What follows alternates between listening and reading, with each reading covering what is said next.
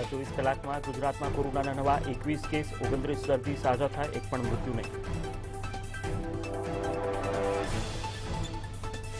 ભાવનગરમાં જીએસટીના bogus billing કૌભાંડ મુદ્દે 36 કર્મચારી અધિકારીઓની બદલી, નીતિન પટેલનો આદેશ.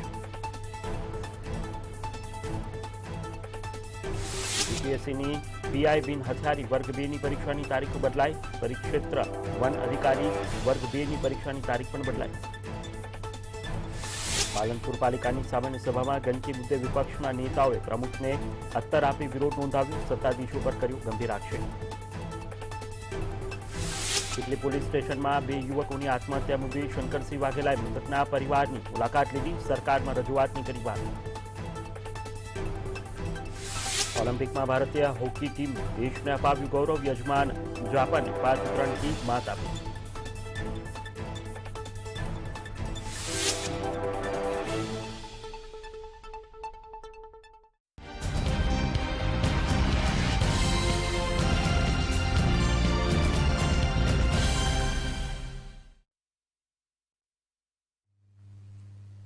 નમસ્કાર, સીધો સંવાદ સાથે હું છું ભૂમિ જાની અને તમે જોડા છો મંતવ્ય ન્યૂઝ. દરરોજ અલગ અલગ વિષયો પર ચર્ચા કરતા હોઈએ છીએ અને પ્રજાના પ્રશ્નો પણ ઉઠાવતા હોઈએ છીએ. ત્યારે આજે ફરીથી આ જ માધ્યમ સાથે એક નવા પ્રશ્નને ઉઠાવવા જઈ રહ્યા છીએ, કારણ કે આ પ્રશ્નો આપ સૌ જાણો છો કે મંતવ્ય ન્યૂઝ હરમેશ માટે ઉઠાવતું આવ્યું છે અને ઉઠાવતા આવશે જ. ત્યારે આજે પણ એક એવા વિષય પર વાત કરવી છે, કારણ કે જે પ્રકારે સરકારના યુટર્ન, ખાસ કરીને રાજ્ય સરકારના અલગ અલગ નિર્ણયો અને તેની અંદર પણ જે નિર્ણયોની સતત થતી ફેરબદલી, એને લઈને પ્રજા પણ ક્યાંક ને ક્યાંક હવે ત્રાહિમામ પોકારી ઉઠી છે કે સરકાર કમસે કમ એક મુદ્દા ઉપર, એક વાત પર તટસ્થ રહે તો સારું. દરરોજ નવા નવા નિયમો અને આ બદલાતા નિયમો વચ્ચે હવે પ્રજા ત્રાહિમામ પોકારી ઉઠી છે. ત્યારે આજે આપણે વાત કરવા જઈ રહ્યા છીએ એવા જ મુદ્દાની કે જે 48 કલાકમાં સરકારે જેનો યુટર્ન કર્યો છે, સરકારે નિયમની અંદર ફરીથી ફેરફાર કર્યો છે. ત્યારે આજે વાત કરીશું સીધા સંવાદમાં સરકારનું ફરી પાછો યુટર્ન.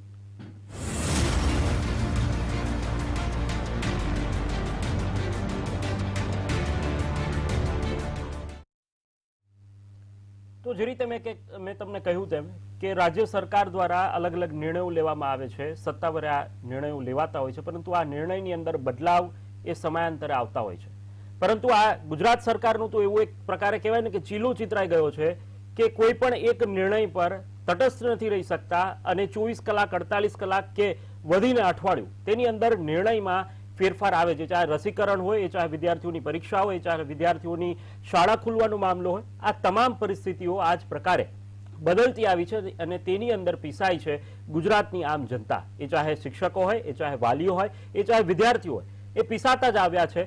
અને એટલા માટે જ આ ચર્ચા આજે કરવી ખૂબ જ જરૂરી બની ગઈ છે, કારણ કે 48 કલાક થયા અને સરકારે એવો નિર્ણય કર્યો, જે પ્રકારે સામાજિક પ્રસંગોની વાત કરી સરકારે, તેની અંદર 48 કલાક પૂર્વે એટલે કે પરમ દિવસે બુધવારે એવો નિર્ણય કર્યો કે 400 લોકોને સામાજિક, રાજકીય તમામ જે પ્રસંગો છે તેની અંદર મહત્તમ 400 લોકોને છૂટ આપવામાં આવશે. આજે ફરીથી એ નિર્ણય બદલાઈ ગયો અને સરકારે સ્પષ્ટતા કરી દીધી કે હવે આ સામાજિક પ્રસંગની અંદર નથી આવતી, એટલે સરકારે વ્યાખ્યા બદલી નાખી હોય એવું લાગે છે. અને એ વિષય ઉપર આપણે આજે ચર્ચા કરવા જઈ રહ્યા છીએ. મારી સાથે ચર્ચા માટે વિશ્લેષક મહેશ પંડ્યા, સાથે જ રાજકોટથી સામાજિક કાર્યકર પૂજાબેન પટેલ અને વરિષ્ઠ પત્રકાર ગાંધીનગરથી મનોજ શુકલ જોડાઈ ચૂક્યા છે. આપ તમામ ત્રણેય મહાનુભાવોનું મંતવ્ય ન્યૂઝની આ ડિબેટમાં સ્વાગત છે. મહેશભાઈ, સૌપ્રથમ સવાલ આપને પૂછવા માંગુ છું કે સરકારે જે આ નિર્ણય કર્યો છે, 48 કલાકમાં નિર્ણય ફેરવ્યો છે, યુટર્ન સરકાર, હવે આ ટેગ લાગી ચૂક્યું છે. આપ આ નિર્ણયને, 48 કલાકમાં બદલાયેલા નિર્ણયને આપ કેમ જુઓ છો? એટલે જ્યાં સુધી એ દિવસ ના આવે ત્યાં સુધી લટકતી તલવાર જ હોય છે. હવે લોકોને એ જ લાગે છે કે આ નિર્ણય ક્યારે બદલાશે. એટલે હજુ પણ આ નિર્ણય આવ્યો, હજુ પણ લોકોને આશંકાઓ જ રહેવાની કે ખરેખર આ નિર્ણય થશે ખરો કે હજુ કંઈ યુટર્ન આવશે. કારણ કે આ સરકાર એ પ્રજાના ચૂંટાયેલા પ્રતિનિધિઓ કે એમના પ્રધાનોથી નથી ચાલતી. અહીંયા સરકારી બાબુઓથી ચાલે છે અને બીજું કે દિલ્હીની ગાદીના ઈશારે ચાલે છે. એટલે અહીંયાનું કહેવાતું પ્રતિનિધિ મંડળ એ માનો કે એક જાતનું યંત્ર હોય અને આદેશ ઝીલવાના હોય એવું કામ કરે છે એવું લાગે છે. જેમ કે તમે 12મા ધોરણની પરીક્ષાની વાત કરો તો એમણે પરીક્ષાનો શિડ્યુલ જાહેર કરી દીધેલો, પણ જેવું નરેન્દ્રભાઈ મોદીએ CBSE પરીક્ષા રદ કરી નાખી અને તરત જ 5 કલાકમાં નિર્ણય બદલ્યો અને પછી નિર્ણય બદલ્યા પછી પણ એવું કહે વિદ્યાર્થીઓના હિતમાં સંવેદનશીલ સરકારે લીધેલો નિર્ણય, તો શું 5 કલાક પહેલા શું અસંવેદનશીલ નિર્ણય હતો? એટલે આ જે સરકાર જે છે એ સરકાર કોણ ચલાવે છે ખબર જ નથી પડતી અને લોકો ક્યાં છે એમાં. કોઈ પણ નિર્ણયમાં લોકોની ભાગીદારી નથી અને છતાંય જે 1લી ઓગસ્ટથી 9મી ઓગસ્ટે જે ઉજવવાના છે 9 દિવસ, એમાં લોકોનો સાથ સહકારના લોકોના વિશ્વાસની વાત છે. હવે લોકો તો ક્યાંય છે જ નહીં, કોઈને પૂછવામાં આવતું જ નથી. આ માત્ર બાબુઓથી ચાલતી સરકાર છે એમ કહેવું જોઈએ.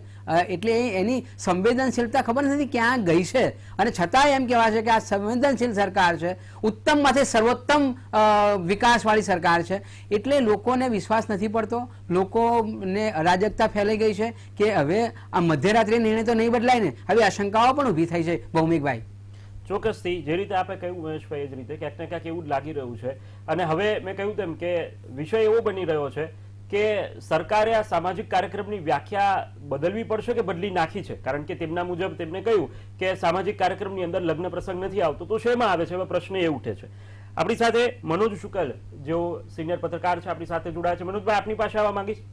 સરકારે જે આ નિર્ણય બદલ્યો છે, 48 કલાકની અંદર સરકારે એવું કહી દીધું કે ભાઈ સામાજિક કાર્યક્રમોની અંદર લગ્ન પ્રસંગ નથી આવતો અને લગ્ન પ્રસંગની અંદર માત્ર 150 લોકોને છૂટછાટ આપવામાં આવશે. આપ આ વાતને કઈ રીતે જોઈ રહ્યા છો? અને મને લાગે છે કે હવે આ વ્યાખ્યા સરકાર સેટ કરી રહી હોય કે સામાજિક કાર્યક્રમની વ્યાખ્યા શું, આપ કઈ રીતે જુઓ છો?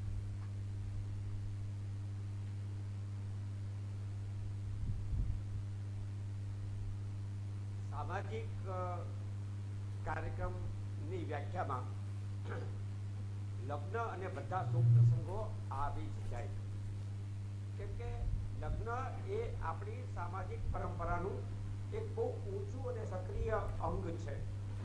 ત્યારે હવે આમાં સરકારની વ્યાખ્યા કરવામાં ભૂલ એ થાય છે કે સરકારમાં સૈદ્ધાંતિક રીતે નિર્ણયો કરનારા લોકો એક હોય છે અને પછી એનું જ્યારે સંચાલન કરવાનું, એનું એક્ઝિક્યુશન કરવાનું હોય ત્યારે બીજા લોકો પાસે હોય છે. આને પરિણામે થાય છે શું કે જે લોકો પોલિસી લેવલે નક્કી કરે છે, પોલિસી નક્કી કરે છે, એમને ખબર નથી કે આનું સંચાલન, એક્ઝિક્યુશન કેવી રીતે કરવામાં આવશે. એટલે એ અસમંજસમાં ખોટા નિર્ણયો લેવાય છે અને કાં તો નિર્ણયો પાછા ખેંચવા પડે છે. હું તો એવો એક સવાલ મારા મનમાં થાય કે આવતીકાલે મારા દીકરાનો જન્મદિવસ ઉજવવો છે, તો હું કેટલા માણસોને બોલાવી શકું? 200 કે 400? આવતીકાલે મારા લગ્નની તિથિ છે 25 કે 50મી, મારે લોકોને ઇન્વાઇટ કરવા છે, સામાજિક રીતે બધાને આશીર્વાદ લેવા છે. તો આવતીકાલે જ્યારે હું એ ફંક્શન કરું એમાં મારે 400 જણ ગણવાના કે 150 જણ ગણવાના? સામાજિક વાત જ્યારે આવે ત્યારે બરોબર સમજી લેવું જોઈએ કે એમાં લગ્ન પણ આવે અને એમાં તમામ શુભ પ્રસંગો આવે. સરકાર માર ક્યાં ખાઈ જાય છે સાહેબ કે સામાજિક એટલે એ લોકો એવો અર્થ કરે છે કે જ્યાં પાર્ટીની મીટિંગ હોય, જ્યાં કોઈ સભા હોય કે લોકો સંબોધવાના હોય ને સામે પ્રેક્ષકો બેઠા હોય, એ બધાને સામાજિક પ્રસંગોમાં વળી લીધા છે. આ ખોટી વાત છે, આ અયોગ્ય વાત છે. બરોબર સમજી લેવા જેવી વાત એ છે કે સરકારે એક એવી લાઈન ઓળી આપવી જોઈએ કે લગ્ન, જનોઈ, જન્મદિવસ આવા શુભ પ્રસંગો માટે આટલા, અને જ્યારે કોઈ સભા હોય, જ્યારે કોઈ સંબોધન કરવાનું હોય, જ્યારે કોઈ લોકો ભેગા થવાના હોય સામાજિક રીતે, ત્યારે 400 જણા. પણ આવી સ્પષ્ટતા કર્યા વગર આ સરકારે જે કઈ નિર્ણયો લીધા છે એ લોકોને અસ્વસ્થ કરનારા છે. જે રીતે કહ્યું મનોજભાઈ કે સરકારી વ્યાખ્યા મુજબ હવે આ સામાજિક પ્રસંગે અલગ હોય તેવું લાગે છે અને હવે કહેવાય ને કે લોકો પણ અસમંજસતામાં છે કે શું કરવું અને કેવી રીતે પ્રસંગનું આયોજન કરવું, કારણ કે સરકારે દુવિધામાં નાખી દીધા છે. આપણી સાથે રાજકોટથી સામાજિક કાર્યકર પૂજાબેન જોડાયા છે. પૂજાબેન, જે પ્રકારે સરકારે નિર્ણય કર્યો છે અને હવે કોઈ જો કહેવાય કે સામાજિક પ્રસંગ અને ખાસ કરીને લગ્ન પ્રસંગ યોજવો છે તો 400ની જગ્યાએ 150 ને છૂટ, આપ કઈ રીતે જોયા છો? કારણ કે જો કોઈ વ્યક્તિએ નિર્ણય કર્યા છે, કોઈ વ્યક્તિએ આની અંદર અમલવારી કરી છે અને હવે સરકાર એવું કહે કે ભાઈ સામાજિક કાર્યક્રમની અંદર લગ્ન પ્રસંગનો સમાવેશ નથી કરતા, તો એ વ્યાખ્યા બદલવા જેવી વાત નથી થઈ? 100% બદલવા જેવી વાત છે, કારણ કે લગ્ન એ આપણા સામાજિક રીત રિવાજનો જે ભાગ છે. તો હવે લગ્નને આપણે શેમાં ગણવાના એમ? એ કોઈ પર્સનલ પેલું તો છે નહીં એમ, એને સામાજિક રીત રિવાજ પ્રમાણે લગ્ન વિધિ થતી હોય છે. તો સરકારે 100% આ લગ્નને એને ડેફિનેશન આપવી પડે, ચોખ્ખું કહેવું પડે કે કાં તો લગ્ન જે છે બરાબર છે, સામાજિક કાર્ય પ્રસંગો, એ પ્રસંગોનું લિસ્ટ આપવું પડે કે આ વસ્તુ સામાજિકમાં આવે ને આ વસ્તુ સામાજિકમાં ન આવે એમ. લગ્નમાં માણસો ભેગા થાય તો એમાં 150 જ ભેગા થવાના, અને બાકી બધા સામાજિક પ્રસંગમાં 400 લોકોની છૂટ. એટલે એ સામાન્ય માણસને 100% મૂંઝવતો અને 100% વિચાર માંગતો એક પ્રશ્ન છે. કોઈ પણ માણસ વિચારે કે લગ્નને શેમાં ગણવાના એમ. એટલે દુવિધા ઊભી થઈ છે, જે રીતે આપ કહી રહ્યા છો રીતે, કે હવે દુવિધા ઊભી થઈ છે લોકોમાં. 100% ઊભી થઈ છે, 100%. સાચી વાત છે. મહેશભાઈ આપની પાસે આવવા માંગીશ. નહીંતર લોકો અત્યારે એમ હતું કે લોકો જી મહેશભાઈ આપની પાસે આવવા માંગીશ. સરકારની એકને ગોળ અને એકને ખોળ એવી નીતિ કહી શકાય ખરા? કારણ કે આ નિર્ણયથી પૂજાબેને પણ કહ્યું અને વરિષ્ઠ પત્રકાર સાહેબ છે તેમને પણ કહ્યું કે સરકારની આવી નીતિઓથી પ્રશ્નાર્થ તો ઉઠે જ છે, અને તમારે મારે અથવા સામાન્ય નાગરિકને આ નિર્ણયને સમજવાનું શું? એટલે ગોળને ખોળની જ વાત છે. રાજકીય નેતાઓ માટે છૂટ. ગઈકાલે પણ સુરતમાં એક જાહેરમાં કર્ફ્યુ ભંગ કરીને જન્મદિવસ ઉજવાયો, કોઈએ પોલીસ એક્શન ના લીધું. નેતાઓ હતા. હાઈકોર્ટ બૂમો પાડીને ઠાકી કે નેતાઓ પર FIR કેમ નથી કરતા? હજુ સરકાર નથી કરતી. અહીંયા પણ 1લી ઓગસ્ટથી 9મી ઓગસ્ટ સુધી ભવ્ય કાર્યક્રમો કરવાના છે, રાજકીય કાર્યક્રમો, જેને સામાજિક કાર્યક્રમમાં ખપાવવાનું. જેમ કે શુક્લ સાહેબે વાત કરી, આપણા મનોજભાઈએ, કે ભાઈ એ આખા જુદા પ્રસંગોને તમે એ કરો છો, તમે વ્યાખ્યાયિત કેમ નથી કરતા કે સામાજિક પ્રસંગ એટલે કયા? 1, 2, 3, 4, 5 એમ કહો. પણ એમને માત્ર રાજકીય પ્રસંગો ઉજવવા છે, એને સામાજિક ગણવા છે. અને આ લગ્નમાં આવું કર્યું. હવે આનો વિરોધ થવાનો એટલે ભૌમિકભાઈ મને ચોક્કસ લાગે છે કે સરકાર યુ-ટર્ન લેશે. અને યુ-ટર્ન શું લેશે? લોકોની સંવેદનાને સરકારે વાચા આપી અને એટલા માટે અમે આમાં પણ છૂટ આપી, એટલે એમાં પણ ક્રેડિટ લેવાની, આ રીતે પણ ક્રેડિટ લેવાની. સંવેદનશીલ સરકારે સંવેદનશીલ નિર્ણય કર્યો, લોકોના હિતમાં નિર્ણય કર્યો, એટલે એની પણ ક્રેડિટ લેવાની. આ જે રીત છે ને બરાબર નથી. તમે આજનો બીજો નિર્ણય જુઓ. વ્યાપારીઓ અને વેપાર ધંધામાં રોકાયેલા લોકોને ફરજિયાત રસીકરણ નક્કી કરેલું 31મી જૂન. રસી હતી નહીં, લોકોના ટોળા થયા, હુલ્લા થયા, એટલે સરકારે પછી 31 જુલાઈ સુધી લંબાયું. હજુ સરકારે વિધિવત નિર્ણય નથી કર્યો. રાજકોટના કમિશનરે કરી દીધો કે ભાઈ 31મી ઓગસ્ટ સુધી જ તમે લઈ શકશો. તમે કેવા તરંગી નિર્ણયો કરો છો? તમારી પાસે રસી નથી, લોકોએ રસી લેવી છે, વેપારીઓએ ધંધો કરવો છે, એમને રસીથી ભાગવું નથી. એમને માનો કે રસીથી કોરોના મટવો હોય તો મટે, ના મટવો તો કંઈ નહીં, પણ ધંધો ચાલે એટલા માટે પણ સર્ટિફિકેટ જોઈએ છે રસીનું, રસી લેવી છે. એમાં આનાકાની નથી કરવાના. પણ તમે રસી તો આપો ને. એટલે નિર્ણયો બદલ્યા કરો છો તમે, તમારી જોડે ક્ષમતા નથી, તમે નિર્ણયો કરો છો, એમાંથી એટલી બધી અરાજકતા ફેલાય છે, એટલા ખર્ચા થાય છે, લોકોના દિવસો પડે છે, અને છતાંય આ સંવેદનશીલ સરકાર. સાચી વાત. મનોજભાઈ આપની પાસે આવવા માંગીશ. જે રીતે સરકારે સામાજિક પ્રસંગોની અંદર લગ્ન પ્રસંગને એ લોકો સમાવેશ નથી કરતા આ નિર્ણય ઉપરથી તેવું લાગે છે, દેખાઈ આવે છે, સ્પષ્ટ છે.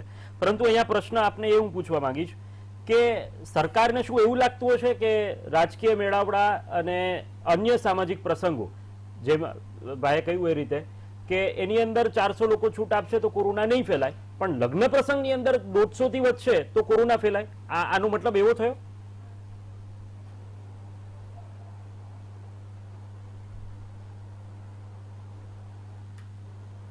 આમાં એવું છે કે આ જે બે પ્રશ્નો તમે કર્યા ને, એમાં બહુ મહત્વની વાત એ છે કે સરકાર કોઈ આવી ઊંડી વિચારણા કરતી જ નથી કે આવું કઈ વિચારતી જ નથી.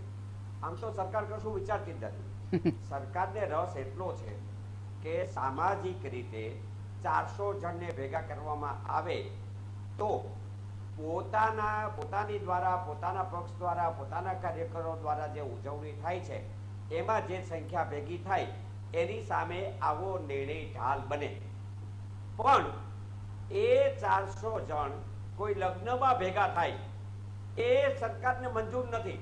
એટલે સરકાર પોતાની સગવડતાઓ, પોતાની ઉજવણીઓ, પોતાના નગારા જ્યાં વગાડવાના છે ત્યાં લોકોને સગવડ થઈ જાય, સંખ્યાની લોકોની સંખ્યા ભેગી કરી શકાય એ માટે આ વ્યવસ્થા યોજી છે. આ વ્યવસ્થા જ્યારે યોજી ત્યારે એમના મનમાં લગ્ન, જનો હોય કે બીજા કોઈ સામાજિક પ્રસંગો, માંગલિક પ્રસંગો, એનો કોઈ વિચારણા જ નહોતી મનમાં. એમને સામાજિક એટલે પોતે જે કરવા માંગે છે એને માટેનો રસ્તો થઈ ગયો એટલી જ કલ્પના હતી. પછી પાછળથી વિચાર આવ્યો કે ભાઈ આ તો બધા લગ્નમાં છૂટ લઈ લેશે, આ તો બધા બીજા પ્રસંગોમાં છૂટ લઈ લેશે. હવે ઈ છૂટ એમને આપવી નથી અને પોતાના 8 દિવસ સરસ જાય એ માટે આ છૂટ રાખવી છે. મને બીક તો એવી લાગે છે કે 8 દિવસ પછી એમની ઉજવણીઓ પૂરી થઈ જશે 5 વર્ષની, એટલે ફરીવાર પાછા પ્રતિબંધો શરૂ થઈ જશે. તમને ખબર હશે કે અમદાવાદના સ્ટેડિયમમાં વન ડે રમાડીને આપણે ત્યાં 50,000ની બેટી એકઠી કરવામાં આવી હતી, જે એટલું બધું નુકસાનકારક થઈ કે પછી મેચ પ્રેક્ષકો વગર રમાડવી પડી.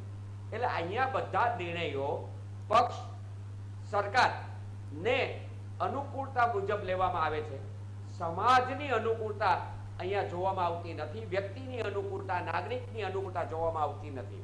અને સંવેદનશીલતા પણ નાગરિકો કરતા પોતાના લોકો માટે જરાક વધારે હોય એવો એક આભાસ થાય છે.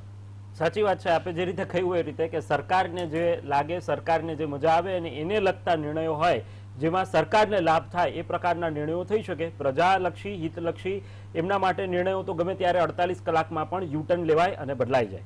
પૂજાબેન, આપની પાસે આવવા માંગુ છું. હવે જ્યારે સરકારે સ્પષ્ટતા કરી દીધી છે કે 150 લોકો જ અને સામાજિક કાર્યક્રમમાં લગ્ન પ્રસંગનો ઉમેરો નથી થતો એવું સરકારે સ્પષ્ટતા કરી છે. હવે પ્રશ્ન એ ઉઠે છે, શું રાજકીય કાર્યક્રમ થવા જોઈએ આપના મતે? કારણ કે સરકાર 1 ઓગસ્ટથી 9 ઓગસ્ટ દરમિયાન રૂપાણી સરકારના જે 5 વર્ષો પૂર્ણ થઈ રહ્યા છે તેના પર એ ઉજવણી કરવા જઈ રહી છે. એની અંદર 400ની છૂટ છે, પણ આપણા ઘરે લગ્ન પ્રસંગ હોય તો નહીં. બિલકુલ આ વાત જે છે કે સરકારને પણ આ વાત 100% લાગુ પડે છે કે જો લગ્નમાં 150 જણાની છૂટ હોય તો આવા કોઈ પણ રાજકીય પ્રોગ્રામ થવા હોય તો એમાં પણ 150 લોકોની જ છૂટ હોવી જોઈએ. કાં તો એમાં પણ લગ્નમાં પણ છૂટ આપો તો લગ્નને કાં તો સરકારે ડેફિનેશન લગ્નની અલગ આપવી પડે કે લગ્નને કયા પ્રસંગમાં ગણવો, સામાજિકમાં ગણવો કે પછી શેમાં ગણવાનો, એ મને તો નથી ખબર કે એની ડેફિનેશન બીજી શું હોઈ શકે. બરાબર છે. તો સરકારે કાં તો એ નિર્ણયને 100% બદલવો પડશે કે તમે કાં તો રાજકીય કોઈ બી હોય, બીજા કોઈ પણ પ્રસંગ હોય તો એમાં પણ 150 લોકોની છૂટ આપવી જોઈએ, કાં તો લગ્નમાં પણ 400 લોકોની છૂટ આપી દો. કારણ કે લગ્ન એ ખાલી માત્ર એક સામાજિક પ્રસંગ નથી. લગ્નમાં કેટલા લોકોને રોજગારી મળવાની છે. 150 લોકોનો જમણવાર હશે અને એ જ જગ્યાએ જો 400 લોકોનું હશે તો આજે કેટરર્સ વાળા જે 2 વર્ષથી આ જ્યારનું ચાલે છે ત્યારથી ચૂપચાપ બેઠા છે તો એ લોકોને પણ રોજગારી મળવાની છે, એ લોકોના પણ ધંધા ચાલવાના છે. તો એ લોકો માટે પણ સરકારે વિચારવું જોઈએ. અને જો કોરોના લગ્નમાં જ આવવાથી ફેલાતો હોય તો ત્યાં કદાચ કોરોના બીજા કોઈ પ્રસંગ થતા હશે તો કદાચ ત્યાં કોરોના, એવું મને એવું લાગે છે કે સરકારે એટલા માટે કદાચ આવો નિર્ણય લીધો હોય કે અહીંયા કોરોના નહીં આવે એમ. લગ્નમાં જશે તો લગ્નમાં 400 લોકો ભેગા થશે તો ત્યાં કોરોના આવશે, બાકી અહીંયા આવો કાર્યક્રમ ચાલે છે રાજકીય તો ત્યાં કોરોના એન્ટર નહીં થાય એમ મને એવું લાગે છે, એટલે કદાચ આવો નિર્ણય લીધો હશે એમ. બરાબર છે. મનોજભાઈ, આપની પાસે આવવા માંગીશ. રાજકીય નેતાઓએ અનેક કાર્યક્રમો કર્યા અને એ મીડિયાએ પણ બતાવ્યું, મંતવ્ય ન્યૂઝે પણ બતાવ્યું અને અત્યાર સુધીમાં એ જોયું કે તેના પર કોઈ પણ પ્રકારના કેસ કે તેના પર કોઈ પણ પ્રકારના ગુના દાખલ થયા હોય તેવો દાખલા રૂપે પણ કોઈ કાર્યવાહી થઈ નથી. તો હવે જ્યારે આ 400ની છૂટ આપી છે તો રાજકીય નેતાઓ તો તેનો લાભ ઉઠાવવાના જ છે. તો તેની અંદર પણ તમને લાગે છે કે નિયંત્રણો બધા માટે સરખા હોવા જોઈએ, આ ભેદભાવવાળી નીતિ ના હોવી જોઈએ?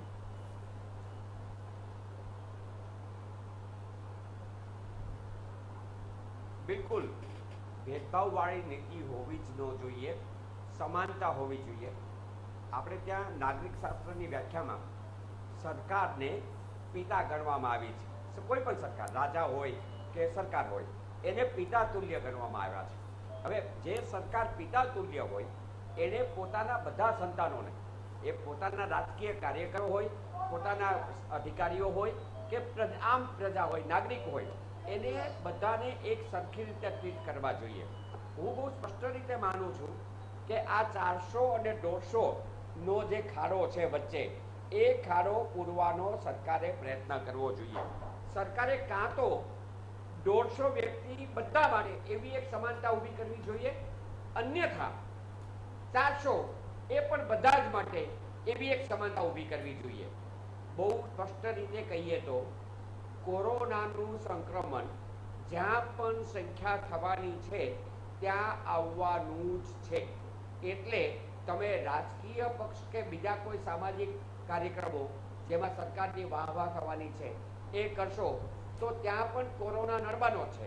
અને લગ્ન જેવા જે શુભ પ્રસંગો છે, શુભ સામાજિક પ્રસંગો છે, એમાં કરશો તો પણ એ કોરોનાની અસર થવાની જ છે. તમારે જો બચવું હોય તો બધા માટે સરખા નિયમ રાખો.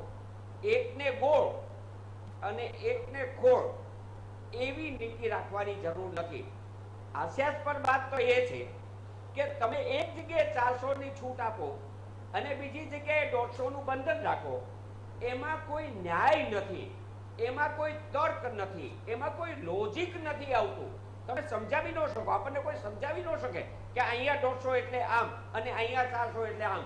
આવું કોઈ ગણિત ગણી શકાય એવું નથી આ સંખ્યામાં. એટલે સરકાર આ એક ખોટો નિર્ણય કર્યો છે. સરકારને નિર્ણય લેવડાવનાર અધિકારીઓએ પણ પૂરી વિચારણા કરી નથી. મેં અગાઉ કહ્યું, રિપીટ કરું છું કે સરકારમાં પોલિસી લેવલે નિર્ણય કરનારા લોકો એક હોય છે, એનું એજ્યુકેશન સંચાલન કરનારા લોકો બીજા હોય છે. આ બંને વચ્ચે જ્યારે કમ્યુનિકેશન ગેપ થાય ત્યારે આવા પ્રશ્નો અને આવા નિર્ણયો આવતા હોય છે. મહેશભાઈ, આપની પાસે આવવા માંગીશ.